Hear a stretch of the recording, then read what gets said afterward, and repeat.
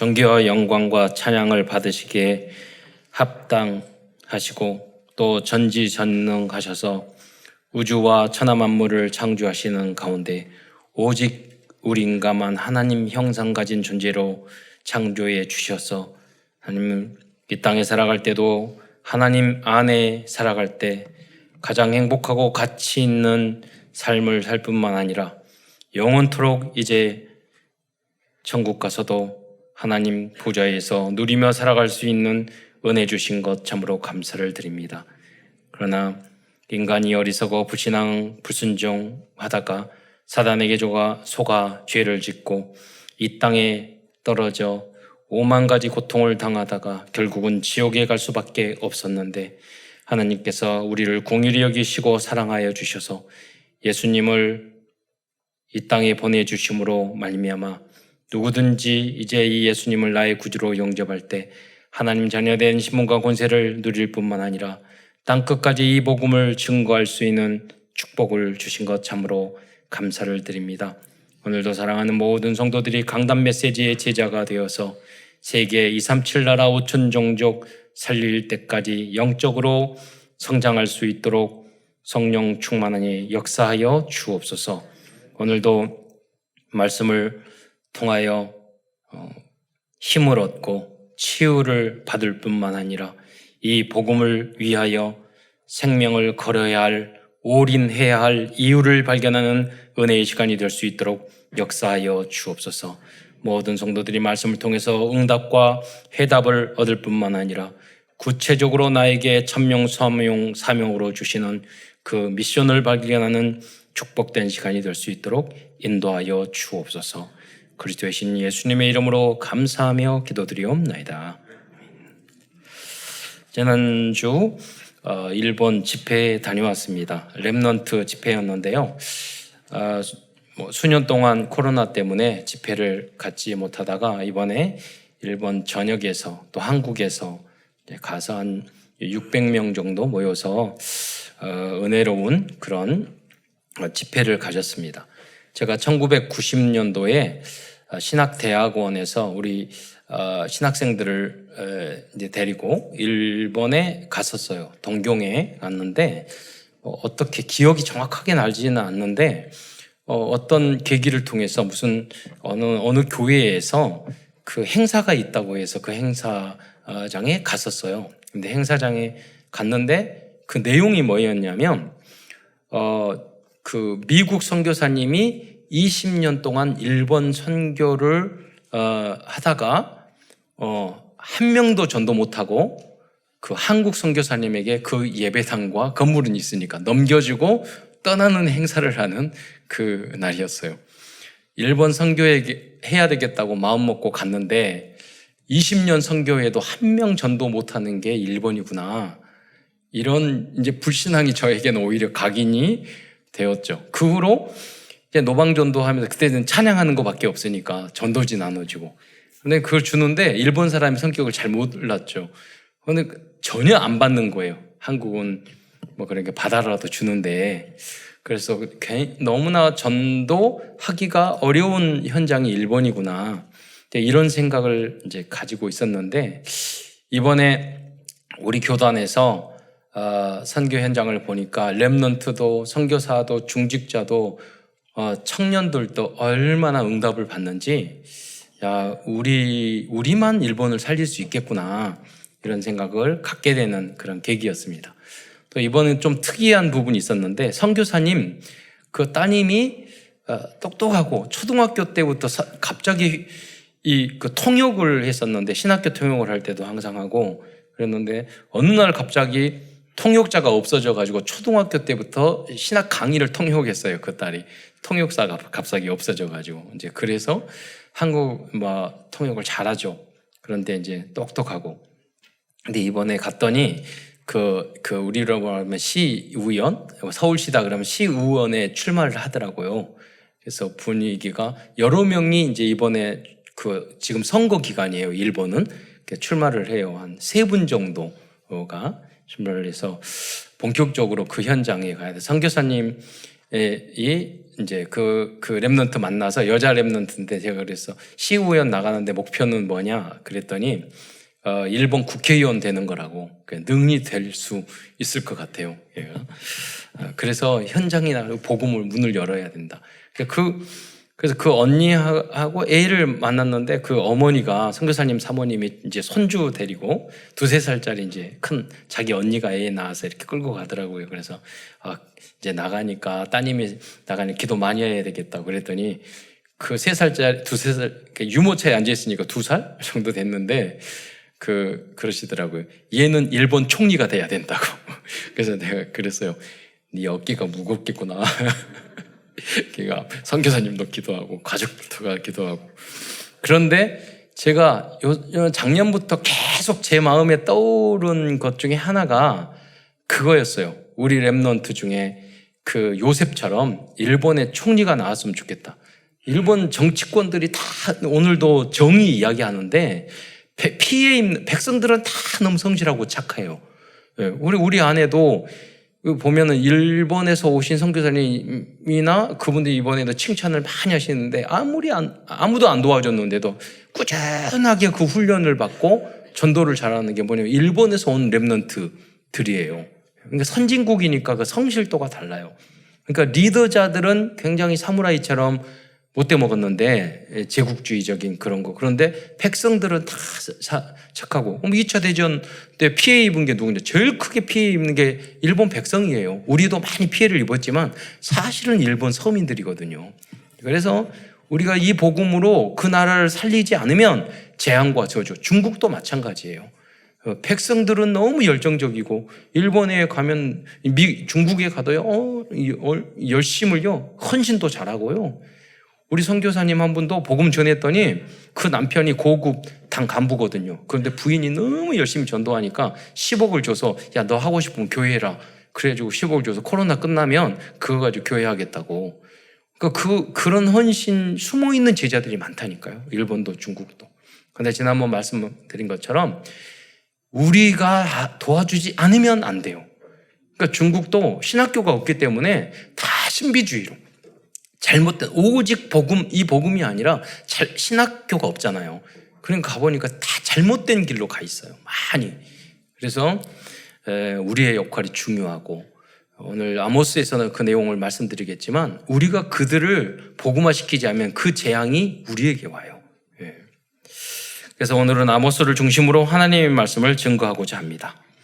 아모스서는 이 북쪽 이스라엘, 남유다도 마찬가지이지만 세상적으로는 풍요롭고 강대한 그 시대였지만 많은 불의와 일본하고 똑같아요. 너무 풍요롭고 너무 부자하고 시설도 잘 돼 있어. 그런데 불의와 악과 우상 숭배와 도덕적인 타락 등의 영적인 문제가 가득했던 북이스라엘을 향한 하나님의 경고의 말씀을 기록하고 있습니다. 일본도 중국도 똑같거든요. 강한데 힘이 센데 돈도 많은데 성장하고 있는데 그런데 불의와 서민들에게 고통을 주고 백성들에게 고통을 주고 그래서 그 선교사님이 그러다 일본은 독재라고 오랫동안 한 당만 해왔기 때문에 자기네들끼리 다 해먹는데요.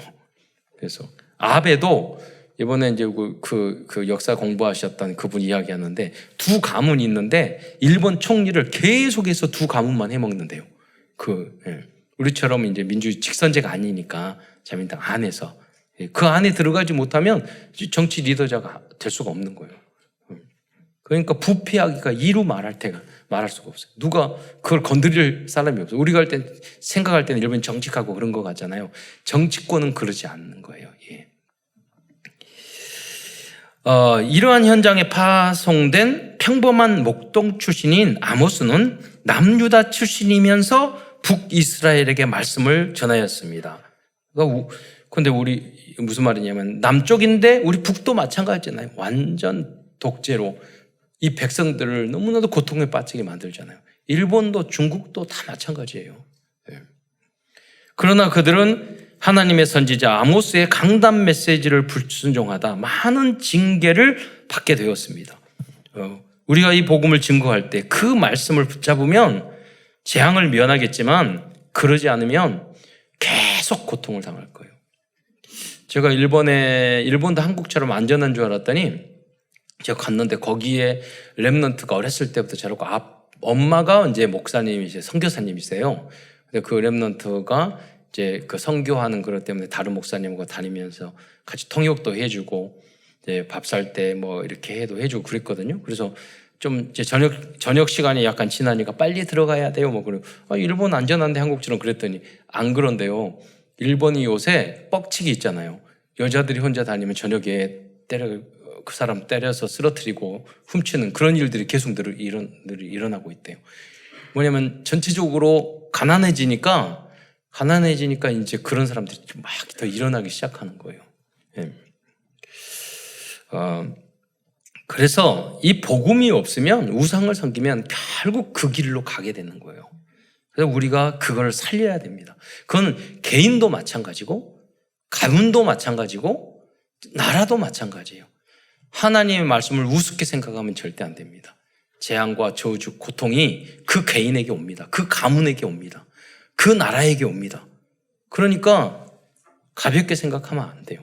말씀 하나님 말씀대로 안 살고 예배 안 드리고 대충 살아도 별 문제 없었는데 이렇게 여러분 생각하면요 큰일 납니다. 시간이 지나면 그게 오기 시작하는 거예요. 그래서 큰 첫 번째에서는 먼저 그들의 잘못 때문에 앞으로 받을 재앙과 징계에 대한 예언의 말씀에 대해서 찾아보겠습니다. 첫째로 그들은 지진 재앙을 받게 되었습니다. 아모스서 1장 1절에 보면은 아모스 선지자가 하나님으로부터 말씀을 받은 때는 여로보암 시대 지진 전 2년에라고 기록되어 있어요. 한번 그 1장 1절 말씀이기 때문에 한번 같이 읽어보겠습니다. 아모스서 1장 1절의 내용입니다. 시작. 유다 왕 우시아의 시대 곧 이스라엘 왕 요아스의 아들 여로보암의 시대 지진 전 2년에 드고와 목자 중 아모스가 이스라엘에 대하여 이상으로 받은 말씀이라. 글씨 뒤에서 띄워놓으세요. 그 이 내용에 보면 유다 왕 우시아의 시대, 그러니까 남유다를 뜻하는 거예요. 그 시대에 남쪽 유다는 우시아가 왕이었고 북쪽 이스라엘은 요아스의 아들 여로보암 2세거든요. 원래 솔로몬의 다음에 여로보암이 아니라 그 시대가 아니라 오래 지난 후에 여로보암 2세 지진 전 2년에.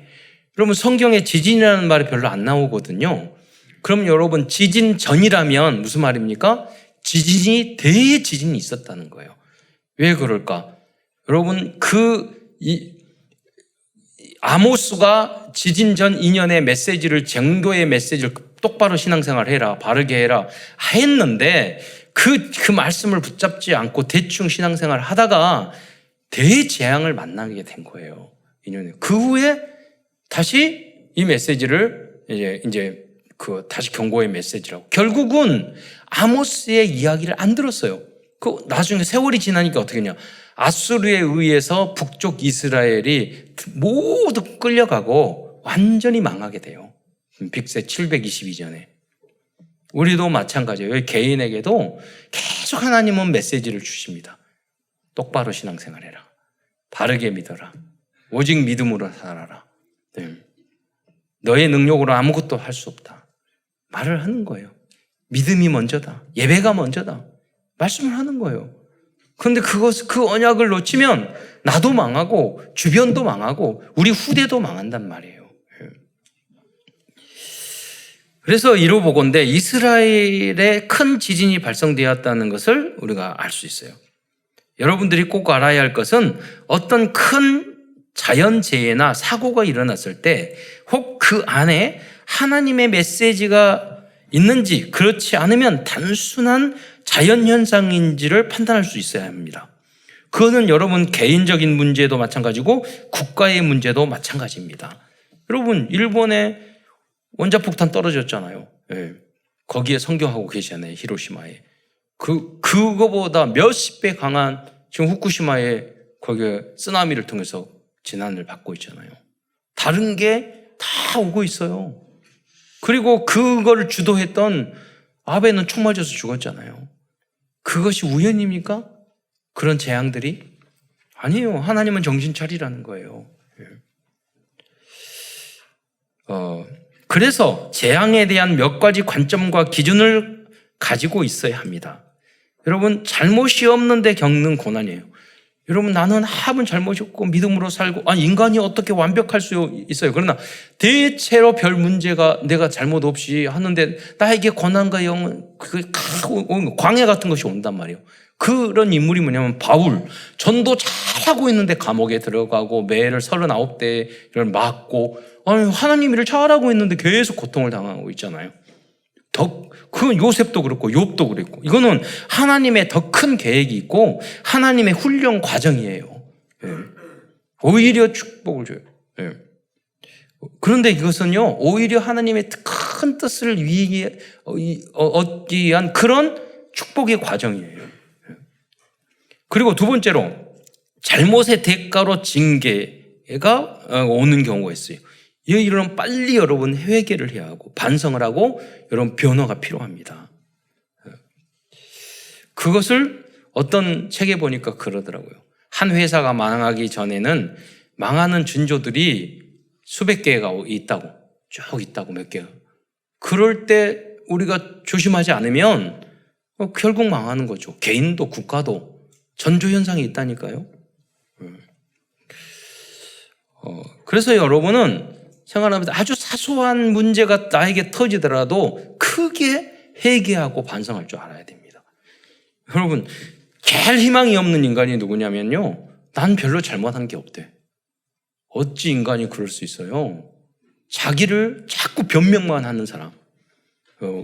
그런데 예를 들어서 좀 실수를 하더라도 잘못했습니다. 내가 한번 개혁해 볼게요. 잘했습니다. 이렇게 말하면, 여러분 부모님도 그러잖아요. 자녀가 무슨 너 잘못했을 때 엄마, 아빠 죄송해, 미안해. 그러면 그 아이는 굉장히 희망 있는 애예요. 그런데 엄마 아빠 원망하고 선생님 원망하고 심지어 국가 원망하고, 전 세계 사람들이 제일 좋은 나라라고 떡볶이 맛있다고 한국 오는데 나라 원망하고 안전한데, 그런 사람이 있어요. 희망이 없는 사람이에요, 그 사람은. 그래서 여러분, 나의 잘못, 나의 부족함, 남 탓하지 마시고, 그리고 또 한 가지 뭐냐면, 의미를 둘 필요 없이 우연한 사고나 자연적인 현상. 여러분 독감 걸렸는데 엄청 회개하고, 물론 그게 정말 그럴 수도 있지만은, 감기 걸렸는데 어떤 그러더라고요. 우리 바이러스가 300개 정도 있는데 300분 감기 걸려야지 된다. 그렇게 많대요. 다양한 게 있대요. 우리 안에 감기 걸린다는 건 면역력, 좋은 일이거든요.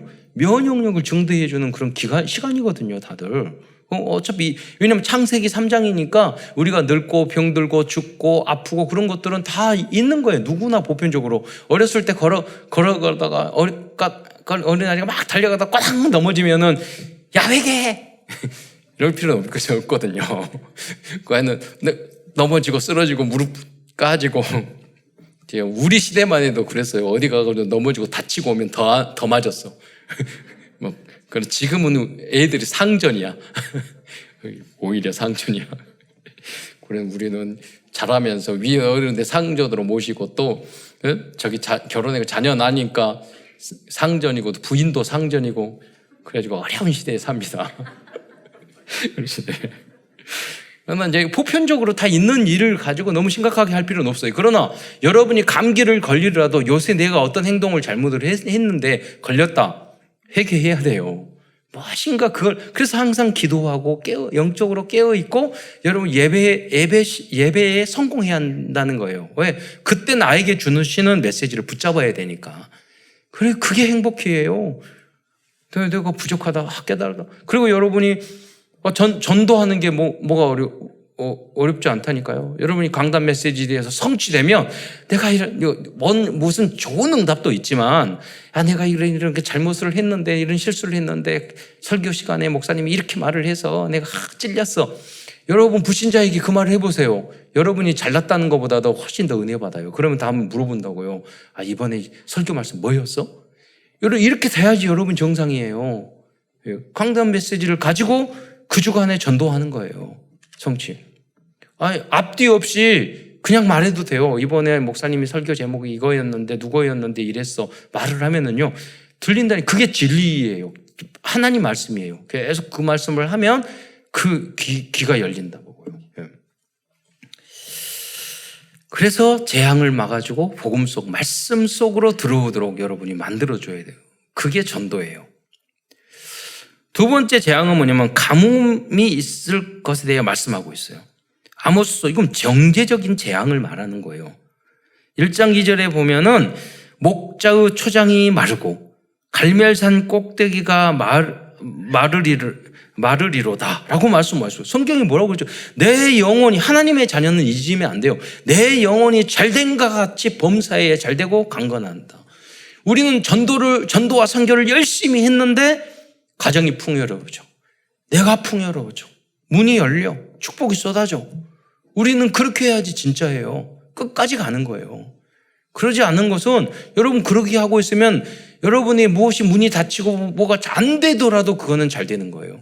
영혼이 왜냐하면 하나님은 더 큰 축복으로 인도해 주셔요.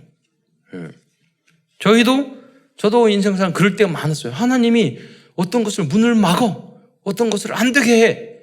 나중에 가면은요, 그거보다 10배, 100배 축복이에요. 그때 원망하지 않았던 것이 너무나도 잘한 거죠. 왜? 여러분이 하나님이 여러분의 고난과 어려움을 탁 줬을 때 그때 하나님의 절대 주권을 잊고 하나님 지금 이 문제가 왔지만 하나님이 저를 향하여 더 큰 축복이 있을 줄 믿습니다. 믿음으로 그것을 받아들여야지 하나님 왜 그래요? 왜 이랬어요? 그럼 하나님은 준비하고 계세요. 다음에 얘한테 더 힘든 뭘 줘야 될까? 이 생각하고 계신다니까요. 반대로 어려움 속에서도 하나님 감사합니다. 하나님 절대 죽어도 하나님의 뜻이야. 하나님 마음대로 해. 그리고 해보세요. 그러면 성경에 나왔잖아요. 내가 중에 이스라엘 중에 너보다 더 큰 믿음 있는 사람들과 만나보지 못했다고. 여러분 예수님을 감동시키는 믿음의 사람이 되시기를 축원드리겠습니다. 그러니까 그리스도로 다 끝났어요. 사나 죽으나 관계없어요. 여러분 왜 이렇게 말하느냐? 그러면 인생 포기하라고 살았느냐? 그 말이 아니에요. 이렇게 했을 때 세상을 이길 수 있어요. 이렇게 했을 때 하나님 앞에 진정한 축복을 여러분 받을 수 있어요. 그것을 여러분 재앙의 현장에 우리가 알려줘야 되는 거예요. 여러분 산꼭대까지 말랐다는 것으로 보았을 때 극심한 물 부족할 때 이건 재정적인 경제적인 삶의 어려움이에요. 극심한 어려움이잖아요. 물이 없으면 물 부족. 그러나 하나님을 믿으면요 광야에서도 생수가 터지도록 만들 수 있어요. 쓴물을 단물로 변화시킬 수 있는 분이 하나님이셔요. 아무런 문제 없어요. 여러분이 날마다 잊지 말아야 될 것은 나는 하나님의 자녀다. 나는 축복받았고 이미 축복받을 하나님의 자녀다. 앞으로 여러분 받을 응답만 기대하는 그릇 준비만 하면 돼요. 분명히 받을 거니까. 그래서 제가 렘넌트 2대를 만들려면 너 준비하고 직장 10년, 20년 전문성을 갖고 박사까지 공부하고 박사학위를 꼭 안 따더라도 준비를 해라. 그 이야기를. 지난번 하와이에 갔던 그 렘넌트를 또 이번에 만나가지고 비행기에서 우연히 만났는데 벌써 걔가 이렇게 여행하면서요. 거기서 빈 시간에 여행하면서 거기 일본에 전도해가지고 인스타도 나누고 다 했더라고요. 그냥 놀러 다니는데 전도를 해. 근데 그 일본의 친구가 영어도 잘하고요. 한국말도 잘하고 아주 엘리트인 거예요. 그 친구 삼았다고 그래서 전도했다고 영접도 시키고 그랬더라고요. 렘넌트들은 그게 렘넌트예요. 그냥 놀러 갔는데 전도해. 그냥 돌아만 다녀도 돼요. 그래서 여러분이 복음 소식 1절 암송하고 여러분이 복음하러 나를 체질 만드는 게 중요해요. 그러면은 하나님이 그 사람에게 붙여준다니까요. 제가 오는 시즈오카 공항으로 왔는데요. 공항이 작아서 리무진이 작더라고요. 그래 리무진을 딱 탔는데 2,000엔을 이렇게 돈을 줘야 되는 거예요. 근데 이제 뒤에서 막 이렇게 2,000엔을 주라고 그러는데 이제 그 기사가 그래 말을 하는데 뒤에 10살짜리 꼬마애하고 이모하고 엄마하고 이렇게 세 사람이 앉아 있었어요. 근데 이제 일본어를 못하니까 갑자기 앞에 있는 일본 한 사람이 와서 통역을 해주더라고. 그러니까 딱 봤더니 난 친구인가 자매인 줄 알았어요. 그런데 가만히 봤더니 15살 딸하고 30대 후반 엄마예요. 근데 이제 15살 이 딸이 좀 늙어 보이고 엄마가 젊어 보이니까 친구 내지는 자매인 줄 알았어. 그랬더니 이것저것 이야기를 하고 한국에 저는 몇 번 왔냐고 그러니까 30번 왔대요. 그래서 나는 30년 만에 30번 왔는데 몇 년 만에 그러니까 여러분 5년 동안 30번 왔대요. 왜 왔냐고 그랬더니 이제 K-팝 팬인 거예요. 자기가 오타쿠라고 말하더라고요. 그러면서 NCT 어떤 그룹인지 모르는데 NCT 자기가 오타쿠고 그러면 딸은 그랬던데 딸은 세븐틴인가 거기에 그러면서 지금은 2달에 한 번씩 온대요. 제가 기도하면서 일본 복음화를 위해서 매달 가야 되나 몇 달 만에 가야 되나 이런 생각하고 있는데 그래 저기 뭐냐면 오타쿠 하려고도 2달에 한 번씩 오는데 일본 선교를 위해서 가야 되겠구나. 그러니까 인스타도 나누고 보니까 자기 인스타 보이면서 내가 누구 NCT 오타쿠라고 쫙 보니까 남자 꽃미남들 있어 쫙 더라고요. 그러면서 통역을 해줬다니까 그 사람이. 그러니까 하나님은 다 이루셨구나, 준비되어 있구나. 예, 그게 우리 선교예요. 근데 뭐냐면 우리가 만약에 주변의 선교를 안 하면 그 재앙이 우리에게 와요. 오늘 아모스서를 통해서 말해주는 게 그거예요. 자, 그 내용이 요압과 유다에게 불의 벌을 내리시라고 말씀하고 있어요. 아모스서 2장 1절로 2절의 말씀을 한번 보겠습니다. 시작. 여호와께서 이와 같이 말씀하시되 모압의 서너 가지 죄로 말미암아 내가 그 벌을 돌이키지 아니하리니 이는 그가 에돔 왕의 뼈를 불살라 죄를 만들었음이라. 내가 모압에 불을 보내리니 그리옷 궁궐들을 사르리라. 모압이 요란함과 외침과 나팔 소리 중에서 죽을 것이라. 여러분 아모스서에 보면 아모스 선지자는 이스라엘의 잘못에 대한 경고를 하기 전에 먼저 주변 나라에 대하여 경고를 하고 있습니다. 이것이 237 선교예요. 뭐냐면 우리가 만약에 주변에 중국, 일본 이 주변 나라를 복음화 필리핀 하지 않으면 결국은 뭐냐면 그 재앙이 우리에게 임하는 거예요. 여러분이 만약에 여러분 주변에 있는 가족, 친척들, 여러분 직장 동료들에게 복음을 전하지 않으면 결국 나중에는 뭐냐면 여러분에게 재앙이 와요. 그것을 상징적으로 지금 말을 해주는 거예요. 그래서 선교는 그래서 우리나라를 축복받기 위해서 하는 거예요. 결국은 다 함께 응답을 누리기 위해서 하는 거예요. 사단의 나라를 멸하고 하나님의 나라를 이루게 하기 위해서 선교를 하는 거예요. 복음을 모르는 나라와 민족들은 그들이 당하고 있는 재앙과 앞으로 계속 닥칠 재앙에 대한 이유를 모르고 있습니다. 여러분 일본 총리한테 가서 말을 해야 돼요. 너 복음적으로 하나님 안 믿으면 당신들 국회의원들 다 아베 받지 총 맞아 죽어. 말을 해줘야 돼. 여러분 정신 차리도록. 그 나라 사람들은 세게 말하면 잘 들어요. 확실하게 말 들어요. 우리는 세게만 들면 싸워버리지만 한국 사람들은. 그래서 중국도 일본도 변화시킬 사람은 한국 사람밖에 없어요. 우리는 뭐 일본에 가가지고 저기 리무진 타고 이렇게 막 가는데 앞에서 박수현 선교하는 목사님 계속 전화하고 뭐하고 이야기하고 우리는 그 리무진 타면 일본 사람은 조용히 있어. 우리는 막 말해 시끄럽게. 그래서 조용히 하래. 괜찮아. 저것들 그냥 뭐 조용히 있는 게 기도하는 것도 아니야. 속으로 나쁜 생각하고 있어. 그러니까 여러분 그건 관계없다니까요. 우리들이 복음을 가지고 그들을 변화시키는 게 중요한 거예요. 얌전하고 조용하고 얌전히 망해요. 그렇잖아요. 복음을 전해야지. 중국 사람은 너무 시끄러워. 조용하게 시키면서 복음 전해야 돼요. 너무 더럽고 시끄러워. 제가 중국 식당에 가면은요, 뭡니까?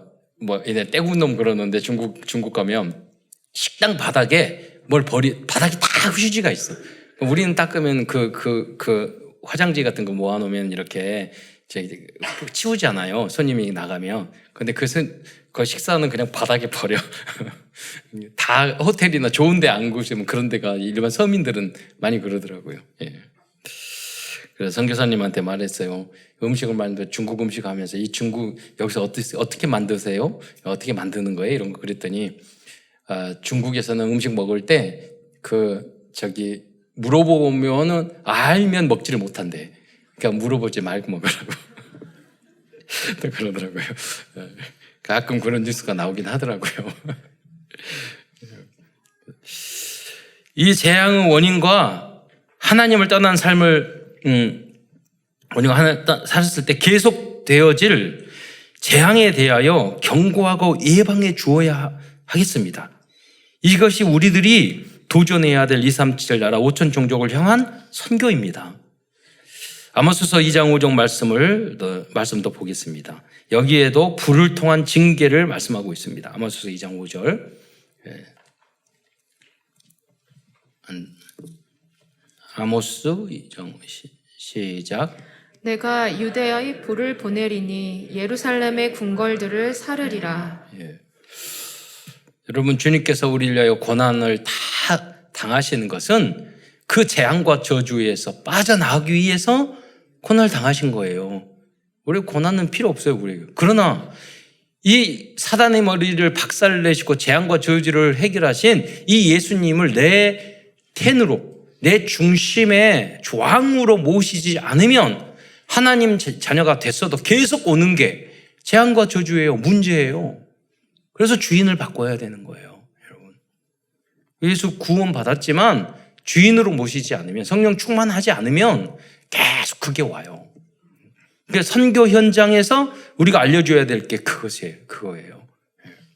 주인 바꾸라고. 나라의 주인도 바꿔야 되고, 가정의 주인도 바꿔야 되고, 나의 주인도 바꿔야 돼요. 그건 두 번째입니다. 그렇다면 아모스는 어떤 사람일까요? 아모스라는 인물은 설교에서 자주 언급되지는 않지만 다른 선지자들과 다른 특별한 선지자였습니다. 큰 두 번째에서 오늘은 먼저 아모스 선지자에 대해서 알아보고 아모스를 통하여 주신 치유와 언약의 말씀에 대해서 알아보도록 하겠습니다. 첫 번째로 아모스는 평범한 목자였는데 하나님의 부르심을 받고 선지자가 되었습니다. 즉 지금으로 말하면 평범한 평신도 중직자였는데 어느 날 하나님께서 선지자의 사명을 주셨던 것입니다. 선교의 사명을 주신 거죠. 그래서 아모스는 진정한 70인 제자 중에 한 사람이라고 볼 수 있습니다. 제가 아모스 70인 제자 할 때 베드로도 사도 바울도 70인 제자 이렇게 말하지만 여러분 70인이란 그 흐름을 타기 위해서 그렇게 말하고 있는 것이지 사실은 70인은요 평신도예요. 평신도. 그리고 목회자들은 그 70 현장에 문을 열어야 되고 70 선교, 70 나라의 문을 열어요. 렘넌트들은 70 나라의 문을 열어야 되고. 아모스서 1장 1절에 보면은 드고와 목자 중 아모스가 이렇게 나왔어요. 이스라엘을 대해 이상으로 받은 말씀이라. 그러니까 목자였다. 이 아모스는 드고와의 목자 출신이었다는 것을 우리가 알 수가 있습니다. 두 번째로 아모스는 기록 문서를 남긴 최초의 선지자였습니다. 아모스는 구약에 기록된 12권 선지서 중에서 가장 먼저 말씀을 문서로 기록한 선지자라고 신학자들은 그렇게 말을 하고 있습니다. 현장을 살릴 최초의 복음 문서의 원조가 평신도 70인 제자였던 것입니다. 그래서 가만히 보면요, 이 아모스는 공부하는 목자였어요. 왜? 그때 당시 글을 쓰고 한다는 건 쉽지 않잖아요. 그래서 요한 웨슬리는 그런 말씀을 했어요. 성도들이 특히 신앙서적을 읽지 않으면 은총의 사업은 한 세대도 못 가서 사라져 버릴 것이다. 책을 읽는 그리스도인만이 진리를 아는 그리스도인이다. 라고 말을 했어요. 그러니까 훈련을 받았던 아모스는 말씀의 훈련을 받고 공부했던 그런 평신도 전도자예요. 그러니까 하나님이 쓰셨잖아요. 시간표에 대해서. 그거는 신약시대도 마찬가지였습니다. 초대교회 당시 최초로 선교를 한 빌립 집사도 평신도였고, 최초로 순교한 집사님도 평신도 스데반 집사였습니다. 여러분들도 현장을 살리는 원조가 되시기를 축원드리겠습니다. 세 번째로, 그래서 아모스는 아무도 없던 시대에 모두를 향해 하나님 나라의 복음과 소망을 전한 복음 전도자였던 것입니다. 즉 아모스는 아무것도 없고 아무도 없고 아무것도 아니었던 황폐한 재앙의 현장인 노바디 낫싱의 현장을 모든 응답을 받게 되는 에브리싱의 현장으로 변화시킨 70인 제자였습니다. 가끔 어떤 성도들을 보면은 이렇게 저도 있고 한두 사람이 있는데 와가지고 이렇게 보면서 아무도 없네 그래요. 그게 별거 아닌 것 같은데, 뭐냐면 사람이 많으면은 좋고 많으면 하고 없으면 안 하겠다 이런 뜻이에요. 그렇잖아요? 여러분 모든 분야도 내가 가장 먼저 해야 돼요. 선점해야 돼요. 그렇잖아요. 남들이 안 하면 내가 해야 돼요. 그래서 어떤 사역을 할 때 보면은 안 돼요, 못 해요, 없어요 이런 말을 해요. 그럼 제가 항상 말해요. 한 사람이라도 찾아보라고. 한 사람. 요새 뭐 탁구도 뭐도 서해도 다 잘하고 있어요. 너무 재밌게. 예, 처음 말하면요, 안 돼요, 안 될까요, 될까요, 가르칠 사람 뭐 그걸 위해서 1000번 만번 기도하고 정말로 그 시스템을 세팅하려고 기도하냐고요. 마음을 썼냐고요. 그것을 안 해놓고 그냥 이제까지 습관처럼 안 돼요, 못 해요, 아무도 없어요. 그럼 너가 하면 되지. 그렇잖아요. 우리 렘넌트들이 그런 마음이 있어야 돼요. 아무도 없으면 내가 하면 돼. 내가 근원이야. 오히려 더 좋아. 남들이 안 하는 것이니까.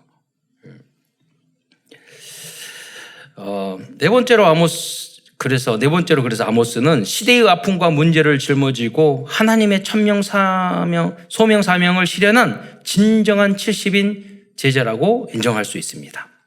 뿐만 아니라 다섯 번째로 아모스는 현장을 치유할 수 있는 말씀과 방법을 전해주고 있습니다. 그 첫 번째 방법은 우리 현장이 너무 악하고 너무 잘못됐잖아요. 어떻게 현장을 치유할 거예요? 구체적인 메시지예요. 그 방법은 악을 미워하고 선을 사랑하라는 말씀이에요. 아모스서 5장 15절에 보면은요, 너희는 악을 미워하고 선을 사랑하며 성문에서 정의를 세울지어다 라고 말씀하고 있어요. 여러분, 이 말씀은 그리스도인들이 현장에서 선과 정의의 파수망대를 세우라는 것입니다. 여러분, 근데 무슨 데모하고 정치하라는 그런 말 아니에요. 여러분, 우리가 의인은 없나니 한 사람도 없어요. 모두 다 죄를 범했어요. 그렇잖아요. 정의롭고 바른 사람은 없어요. 그러나 우리가 구원받는 것은 하나님의 우리가 어떤 잘못을 하더라도 믿음으로 구원을 얻습니다. 그런데 이 구원을 얻은 우리는 현장을 정화시키기 위해서는 뭐냐면 항상 바른 것을 찾아야 돼요. 선하고 악한 것을 따라가면 안 돼요. 그렇잖아요. 넘어지면 바로 회개하고 선으로 돌아와야 돼요. 경제적인 문제도 그렇고 윤리 도덕적인 문제도 그렇고 인간관계도 그렇고 어느 조직이든 마찬가지예요. 여러분, 구원은 쉽게 은혜로 받지만 여러분, 그런다고 해서 일이나 이런 것들 대충 하라는 건 절대 아니에요. 그 두 가지를 헷갈리면 안 돼요. 여러분, 특히 렘넌트들은. 요셉이 은혜로 구원을 받았지만 국무총리가 되기 위해서, 다니엘이 국무총리가 되기 위해서는 얼마나 일을 철저히 잘했겠어요. 그러니까 불신자들도 인정받을 만큼 해야 된다고요. 그런데 성령 충만 받은 나의 노력과 열심으로 하지 말라는 거예요. 하나님의 은혜로 하라는 거예요. 하나님 생각하는 건 할 수 있죠. 하나님, 내가 여기서 빛과 소금이 되게 해주세요. 말씀을 붙잡고 하라는 거예요. 그럼 나도 모르게 쉽게 할 수밖에 없게 그 문이 열려요. 하나님. 편협되지 않게 선하고 정직하고 공의로운 파수망대를 세우면 현장의 흑암은 꺾이고 하나님의 나라가 이루어질 것입니다. 일본도 중국도 다 마찬가지예요.